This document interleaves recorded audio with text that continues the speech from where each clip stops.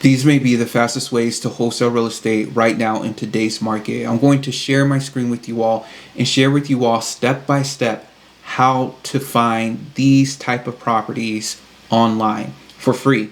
And if I'm able to find a flip project online for free, you're able to find these properties and actually sell it to investors like me who want to flip the property or hold them as a rental.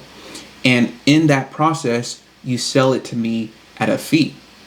This is essentially wholesale real estate. So if you all have any questions about this process, please comment down below, subscribe, and like this video. All right, so now I'm in Zillow and I'm in the city of Atlanta. And so I'm just looking at the listings. And so this listing just jumps out to me. This right here, I don't know what kind of area, if it's a C area, B area, A area, but this is a property that looks like an investor took hold of it, but they didn't finish the project, right? It's halfway done. You still need to finish the drywall. You need to lay flooring. Kitchen cabinets is needed. Maybe some electrical, plumbing, HVAC is needed. But they have the new door in. They have it seems like new drywall possibly. And so this is only listed at $89,000. So these are some of the keywords in this listing that I want you to pay close attention to. Opportunity, right? You have something where it says something like potential or investor, flip, rent, create multi-home compound, right? Grow and profit, project. So some of the main words: investor, flip, opportunity.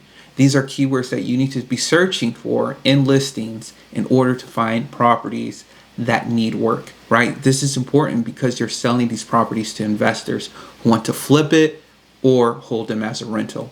So, and you see where it's priced, it's been listed for 46 days, right? Now, there may be a huge issue with this property. That's why the investor left it, and that's why it's been listed for over 40 days so far.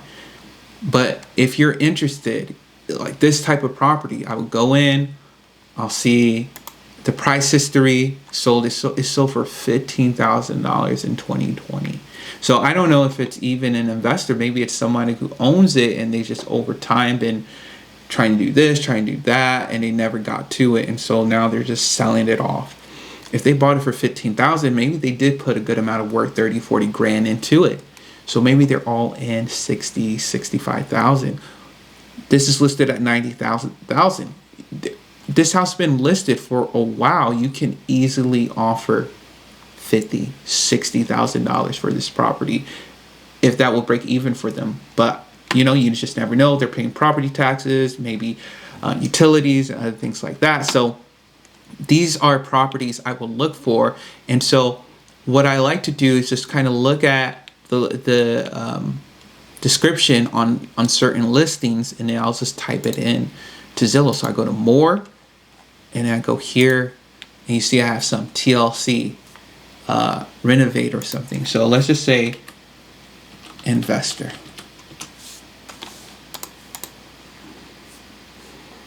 All right, and so now you have some. Maybe they're saying this could be a rental property, but on the surface it doesn't look. Let's just go, let's filter it by newest. And then from newest, now this is a property that's already been flipped, right? You can definitely see that so far.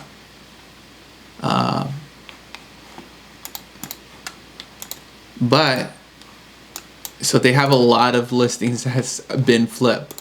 But what you would do here is, obviously you don't want a new property, right? So what I would do is I would probably go to a later page. So they've been listed for more than 30 days at least, right? So right now we have 24 over here. We have 25. Let's just go to start with page 6.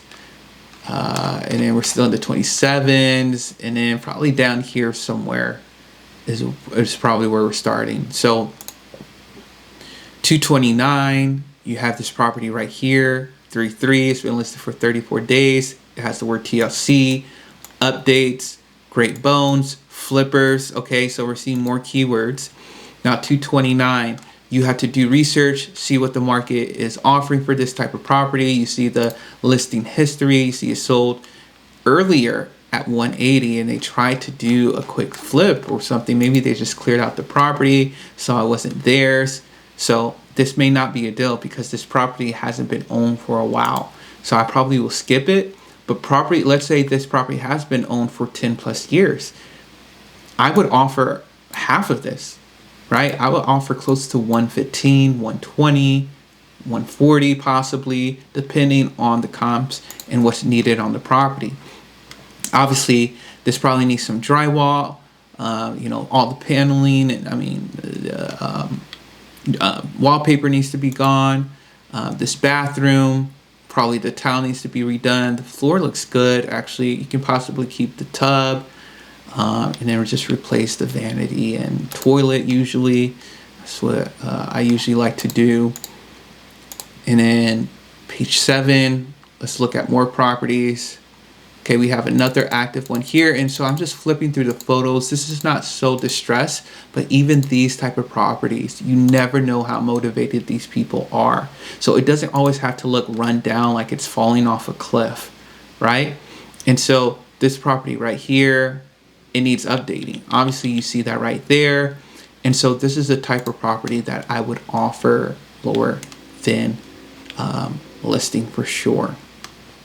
And so these are what you would do. Now, how would you contact the owner? What do you do next? What are the next steps?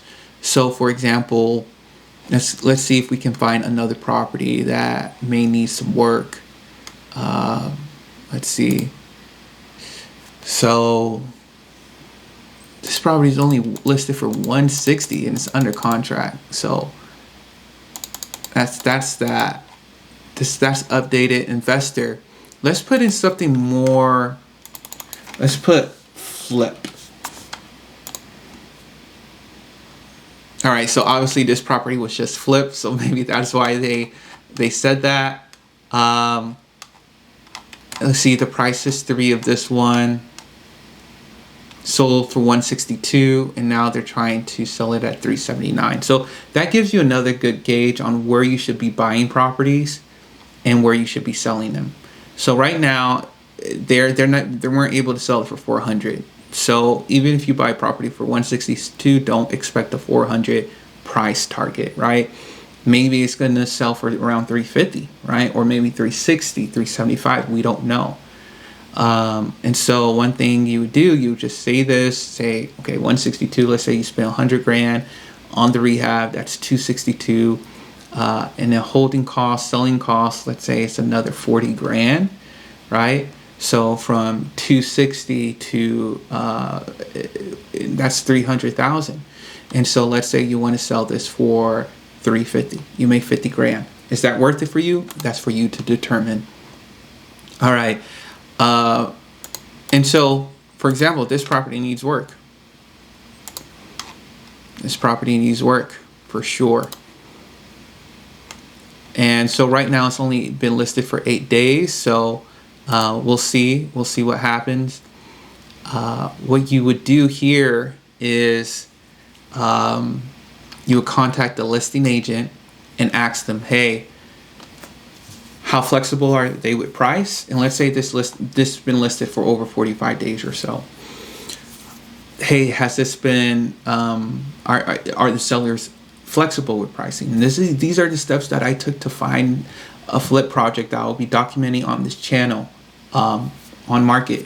This is what I did. I was like, hey, I gave them a price. We went back and forth, and then just say, hey, I can close in 2 weeks, because as a wholesaler, your cash buyer is either going to close it with cash or with hard money, and they can be closed within 2 weeks. And then from there, you just go back and forth. You visit the property, you take pictures, you do what you have to do, and then after that, yeah, it's done. It's done. You lock it under contract. You put an assignment clause in the contract, and you have your assignment fee, and you sell the property, and you make money. Now, the reason why I think this is so important right now is because the market is shifting. I think sellers are becoming more aware that this is no longer a seller's market. So you have to be on top of these things. You have to know what's trending and what's not trending. And you have to see what's happening, right? Job reports came out. It wasn't the best update for jobs at the moment, but these are news that you can use to go to your sellers. Your sellers understand, hey, they're not going to get top dollar for their house, especially if it needs work like this. So I would definitely use this opportunity right now to lowball, to go lower with these offers and see what kind of deal you can get with these properties. And yeah, lock it on the contract. Put an assignment clause or assigns. This contract is assignable essentially, so you can be able to go to your cash buyer and sell that contract, assign that contract over to them for a fee. And so those are the steps I would do. That's the fastest way I would make tens of thousands of dollars, $20,000 a month wholesaling houses. And if I'm able to find a property like that I could have wholesaled, but I'm flipping, you can too. All right, I hope you all enjoyed this video. Be sure to like, subscribe, comment down below, and I'll talk to you all later.